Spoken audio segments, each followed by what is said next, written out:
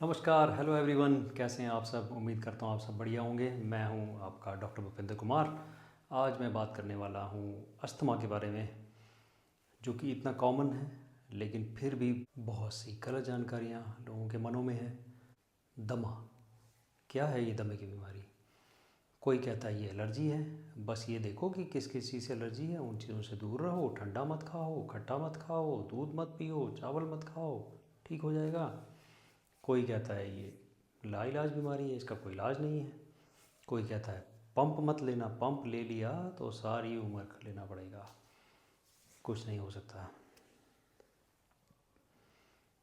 अपनी प्रैक्टिस में मैंने इतनी बार लोगों को देखा, कितने ही मरीज़ों को देखा जिनको ये पता था कि उनको दमा है, कई साल से पता था, लेकिन उन्होंने सही इलाज नहीं लिया।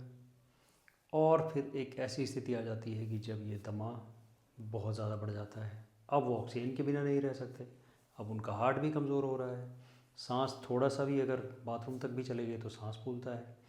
तो बढ़ते बढ़ते ये बीमारी इतनी बढ़ जाती है और उस समय हमें भी दुख होता है उस मरीज़ की हालत को देख करके, और मन में यही दुख होता है कि काश समय से इन्होंने डॉक्टर की सलाह मानी होती, समय से जानकारी ली होती, तो आज ये हालत नहीं होती कि ऑक्सीजन लगा करके बैठना पड़ रहा है, या थोड़ा सा चलने के लिए भी सांस फूल रहा है, हार्ट पर भी असर हो गया है, चलना फिरना मुश्किल हो गया है। सोचिए कितना मुश्किल उस इंसान के लिए होता है कि जो कुछ समय पहले तक इंडिपेंडेंट था, चलता फिरता था, अभी वो घर में बंद होकर के रह गया है, क्योंकि थोड़ा सा भी चलता है तो सांस फूल जाता है, उसके लिए चलना मुश्किल हो जाता है। तो दमा बिल्कुल मैनेजेबल है।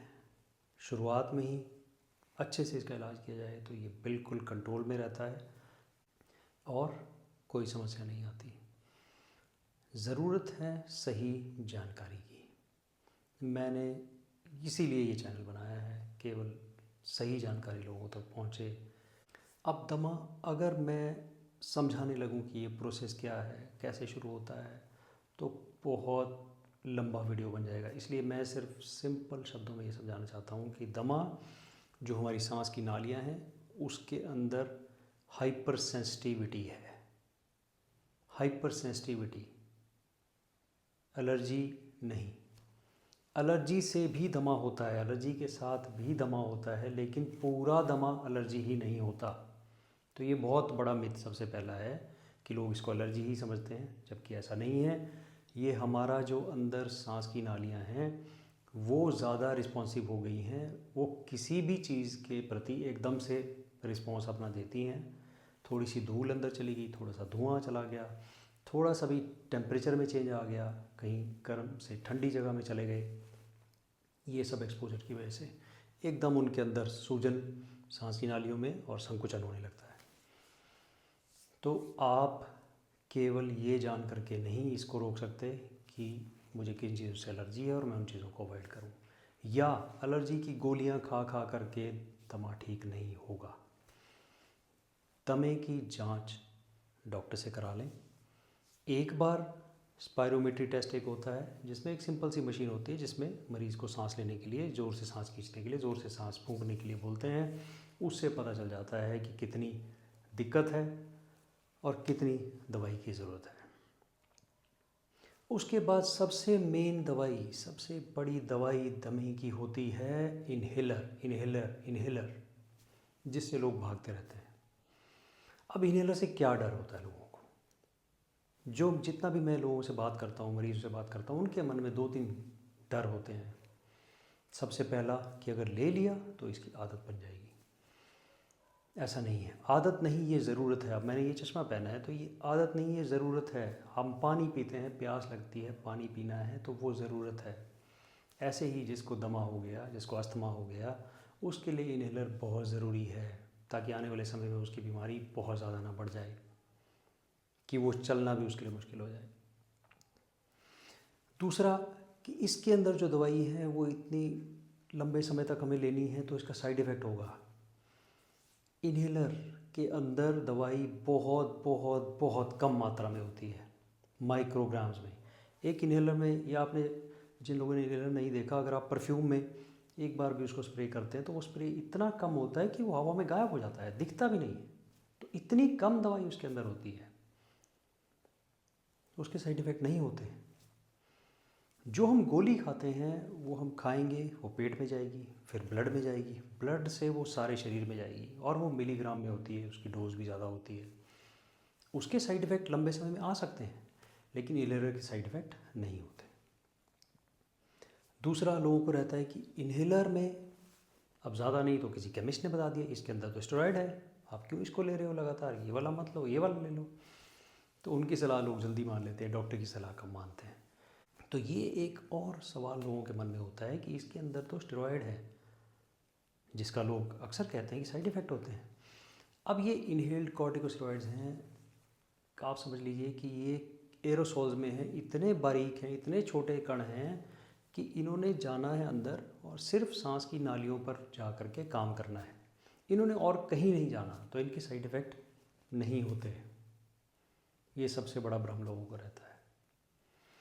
केवल और केवल इनहेलर के साथ जो साइड इफ़ेक्ट होता है वो ये होता है कि क्योंकि इनहेलर हम जब लेते हैं तो मुंह से लेना होता है, गले से होकर के वो दवाई अंदर तक जाती है, तो गले के अंदर थोड़ी सी खुश्की हो सकती है। उसके लिए भी हम मरीज़ को बोलते हैं कि आप इनहेलर लेने के बाद पानी से, साधारण पानी से कुल्ला करें, गले को साफ़ करें, गरारा कर लें, गार्गल्स कर लें, तो वो दवाई वहाँ नहीं रुकेगी, वो खुश्की नहीं होगी। इसके अलावा इनहेलर्स का कोई साइड इफ़ेक्ट नहीं होता। अब इलाज की अगर हम बात करें तो सबसे पहला इलाज इनहेलर ही है। इनहेल्ड कॉर्टिकोस्टेरॉइड्स जो कि बेस है, जो मेन बीमारी को कंट्रोल कर रहा है, और एक रेस्क्यू थेरेपी हम उसको बोलते हैं कि एक हम साल्ब्यूटामोल का इनहेलर देंगे, जिसमें जब आपको दिक्कत महसूस होती है तब आपको लेना है। प्रिकॉशंस तो हैं, लेकिन ऐसे प्रिकॉशन नहीं कि चावल भी मत खाओ, दूध भी मत लो, ठंडा मत लो, गर्म मत लो, बहुत सारी भ्रांतियाँ हैं। 3 मुख्य बातें, बिल्कुल सिंपल बातें। धुएं से बचना है, धूल मिट्टी से बचना है, पोल्यूशन से बचना है। पोल्यूशन, यहाँ ध्यान रहे, पोल्यूशन केवल बाहर नहीं होता, अंदर भी होता है। हम रूम फ्रेशनर लगाते हैं, वो पोल्यूशन है। हम कचुआ छाप जला देते हैं, हम अगरबत्ती जलाते हैं, वो भी पोल्यूशन है, वो इंडोर पोल्यूशन होता है। जब घर के अंदर पेंट हो रहा है, रंग रोगन हो रहा है, उससे भी इंडोर पोल्यूशन होता है। लकड़ी का काम हो रहा है, पॉलिश का काम हो रहा है, ऐसी जगहों पर दमे वाले मरीज़ को नहीं जाना चाहिए। जब टेम्परेचर चेंज होता है, किसी गर्म जगह से कोई इंसान ठंडी जगह में आ गया, उससे भी सिर्फ हवा के टेम्परेचर में अगर बहुत तेज़ी से बदलाव हो जाता है, उससे भी एकदम से अस्थमा का अटैक पड़ सकता है, अटैक बढ़ सकता है। तो जब भी कभी वायरस का इन्फेक्शन हो, ठंड से एक्सपोजर हो जाए, या किसी भी पोल्यूटेंट से, किसी भी तरह के पोल्यूशन से, प्रदूषण से, बाहर का हो अंदर का हो, उससे पेशेंट का अगर एक्सपोजर हो गया तो उसको एकदम से अटैक आ सकता है सांस का। उस समय वो इनहेलर साल्बुटामोल का लेना है। अगर उससे कंट्रोल नहीं हो तो डॉक्टर को जा कर के दिखाना है। तो प्रिकॉशंस हमें इन चीज़ों से लेनी है, ना कि खान पान से बहुत ज़्यादा इसका कोई रिलेशन है। तो ये भी एक बहुत बड़ा भ्रम लोगों के बीच में रहता है। तो मैंने सिंपल बातें आपके बीच में लेकर के आता हूँ, जो मैंने प्रैक्टिस में अपने अनुभव से देखी हैं कि लोगों के अंदर ये गलत धारणाएं हैं। तो अस्थमा के लिए सबसे पहले ये गलत धारणा है कि ये सिर्फ एलर्जिक होता है, ऐसा नहीं है, ये हाइपर सेंसिटिविटी है। एलर्जी भी इसका एक कंपोनेंट होता है। सबसे बड़ी दवाई इनहेलर। गोलियां तब लेनी है जब डॉक्टर सलाह दे कि कुछ दिन के लिए, 1 हफ्ते के लिए, 2 हफ्ते के लिए, लेकिन लगातार गोलियां नहीं लेनी चाहिए। बिना डॉक्टर की सलाह के कोई और इलाज में नहीं पड़ना चाहिए। खान पान का बहुत ज़्यादा संबंध नहीं है, केवल और केवल यही है कि बहुत ठंडा कुछ आपने एकदम से फ्रिज से लेके ले लिया तो वो गले में जब ठंडा कुछ लगेगा, टेम्परेचर उसका ठंडा होगा, तो वो भी एक अटैक प्रेसिपिटेट कर सकता है। इसके अलावा कोई खाना गर्म है, कोई ठंडा है, चावल नहीं लेना, दूध नहीं लेना, ये सब नहीं, इससे कोई फ़र्क नहीं पड़ता है। तो ये भी एक भ्रांति है।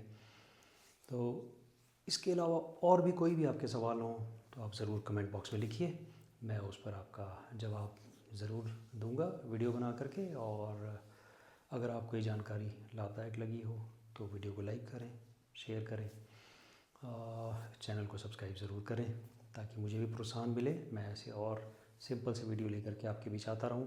मेरा मकसद केवल यही है, वैसे तो यूट्यूब पर बहुत सारे वीडियो हैं, लेकिन अपने अनुभव से मैंने जो कॉमन, बहुत ही सामान्य सी बातें, लोगों के बीच में भ्रांतियाँ हैं, बहुत सारे भ्रम हैं बीमारियों को लेकर के, फिटनेस को लेकर के, खान पान को लेकर के, उसी को लेकर के मैं वीडियो बनाते रहूँगा। आज के लिए इतना ही, तो मिलते हैं अगले वीडियो में। धन्यवाद।